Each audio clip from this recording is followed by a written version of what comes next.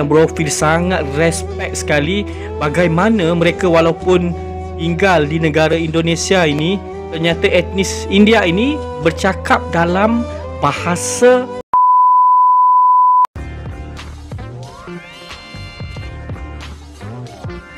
Bismillahirrahmanirrahim. Assalamualaikum warahmatullahi wabarakatuh.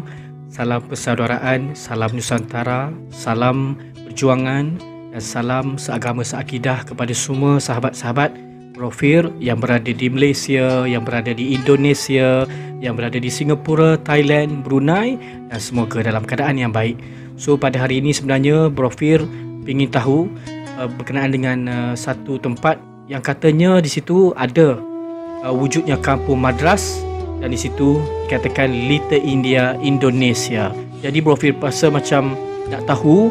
So tanpa lama-lama lagi, yuk kita nonton bareng dalam kiraan 3, 2, 1, play. Kampung Madras Little India Indonesia. Kemajuan perkebunan tembakau Delhi pada zaman Hindia Belanda membutuhkan banyak tenaga kerja.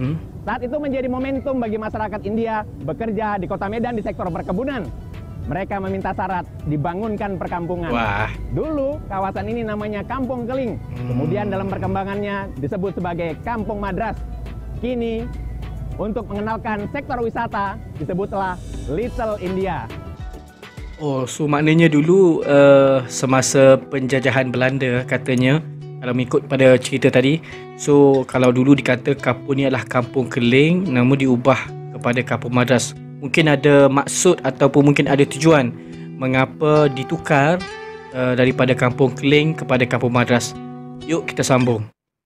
Menelusuri kawasan Little India dapat kita mulai dari pintu gerbangnya di sisi timur Jalan Zainul Arifin.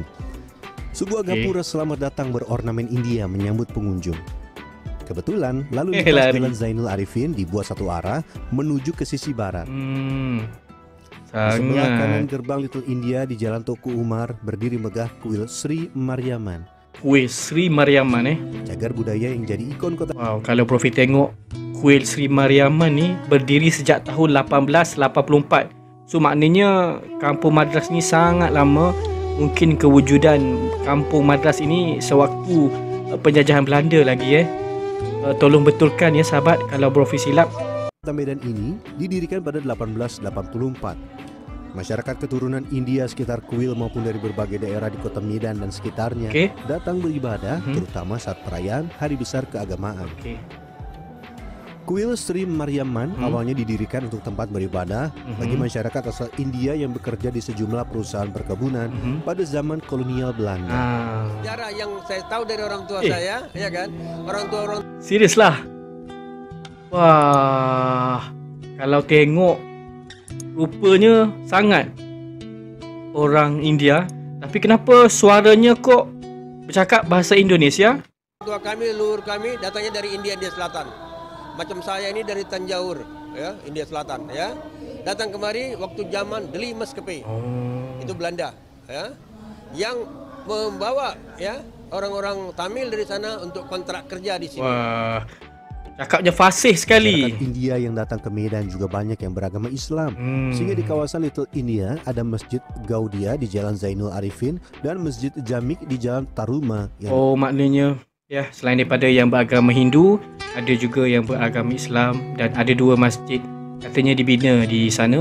Tapi Brofil sangat terkejut apabila Brofil tengok sangat fasih sekali saudara kita yang berada di Indonesia ini, walaupun suku apa ni kita kata etnis India, tapi sangat dia bercakap tu sebiji macam rakyat Indonesia yang lain. Dan Brofil fikir ini mungkin kesan daripada pengamalan Pancasila yang mereka jelas patuh dan taat kepada Pancasila. Yuk. Didirikan Yayasan India Muslim Selatan. Masyarakat keturunan India yang berbeda agama tetap hidup harmonis. Entah kebudayaannya India Muslim udah nggak ada. Wah. Karena mereka takut berbenturan akidahnya. Sangat fasih. fasih. Safety udahlah jalankan syariatnya aja gitu. Tapi seperti kegiatan sosial. Kalau kegiatan sosial tetap. Kalau sosial harmonisasi bermasyarakat kita tetap sama. Jadi, seperti dulu pembangunan.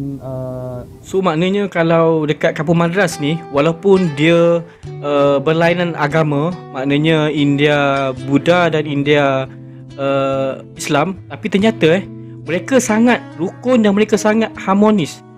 Wow, Prof sangat terkejut ni. Okey, teruskan.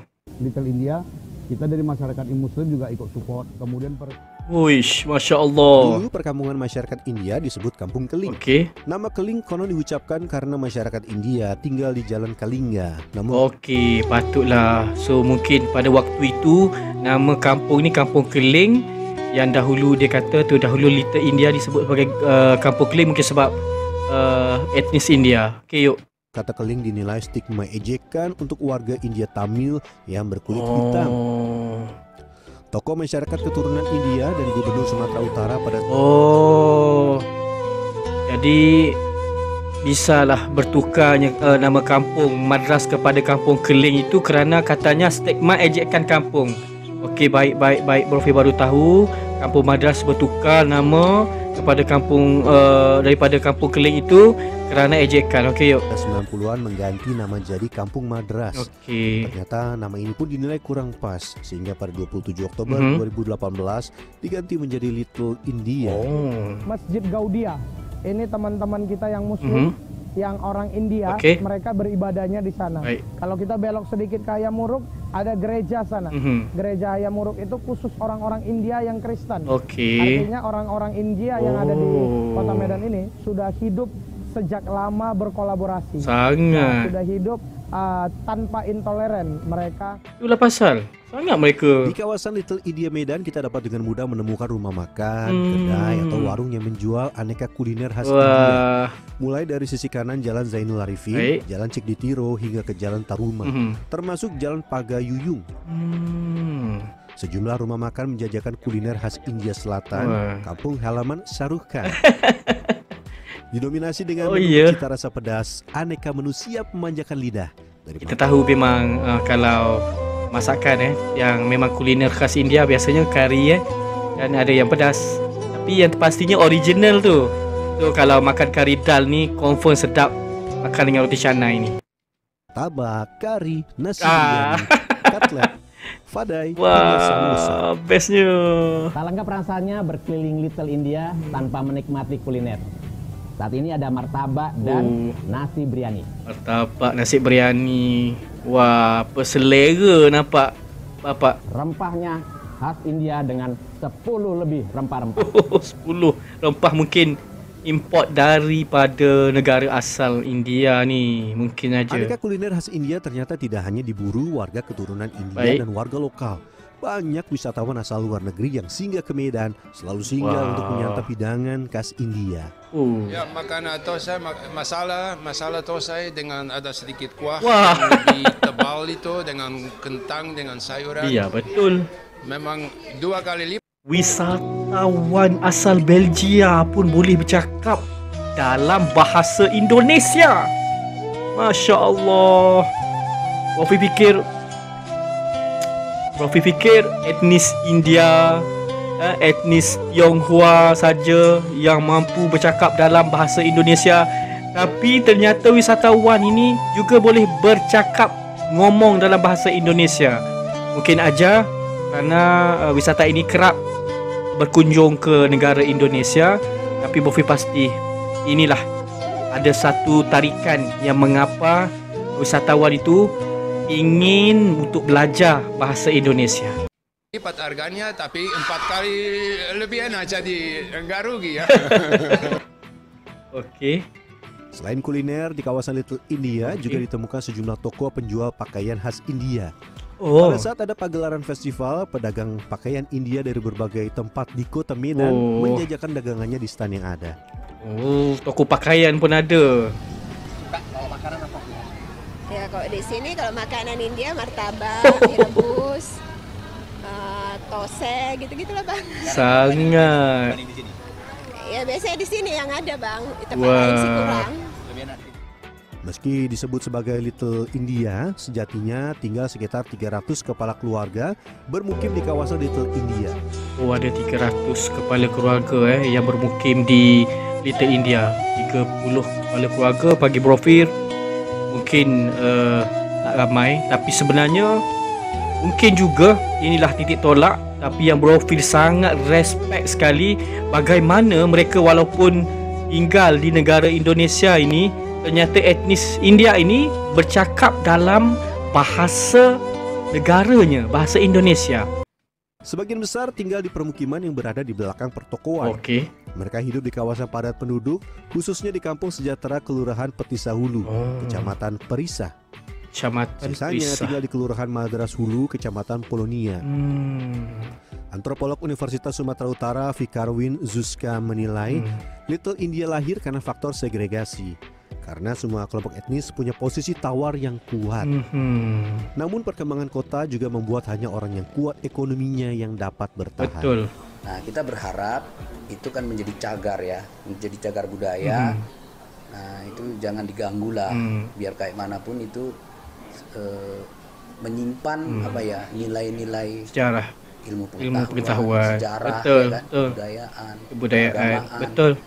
Mencerminkan apalagi pluralisme dan sebagainya itu sangat baik. Kegiatan kebudayaan rutin digelar di Little India Medan. Salah satunya Festival Thaipusam.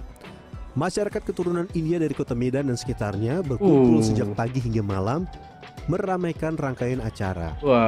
Perayaan menyambut Hari Kemenangan Dewa Murga dilakukan dengan pertunjukan kesenian, musik dan tari, termasuk pawai kereta kencana atau disebut Ratham. Meriah. Kereta kencana ini berasal dari India. Sangat mereka turut meraihkan Pawai kereta kencana berusia hampir 1,5 abad ini menjadi puncak perayaan Thaipusam di Medan, Sumatera Utara. Festival kali ini akan mengelilingi Little India sebagai bukti eksistensi keturunan masyarakat India di Indonesia. Agus Pratman, Ayat Sudrajat, Medan, Sumatera Utara. Memang Okey, itulah videonya. Jadi apa yang Bro Fir dapat simpulkan dalam video kali ini, ternyata Bro Fir dapat menambahkan wawasan Bro Fir untuk mengetahui dengan lebih banyak maklumat berkenaan dengan perkara yang sering menjadi persoalan Bro Fir. Dan ternyata etnis India yang berada di Indonesia ini, mereka begitu orang kata bertoleransi, walaupun ada dalam antara mereka golongan Islam, Hindu dan juga Kristian, tapi alhamdulillah mereka hidup dalam keadaan yang begitu rukun sekali. Dan Bro Fir sangat teruja dan Bro Fir sangat terharu hingga meremang, merinding apabila Bro Fir melihat ramai sekali etnis India ini mampu bercakap dengan begitu baik cara, dan mereka langsung tidak menggunakan bahasa mereka dalam berkomunikasi.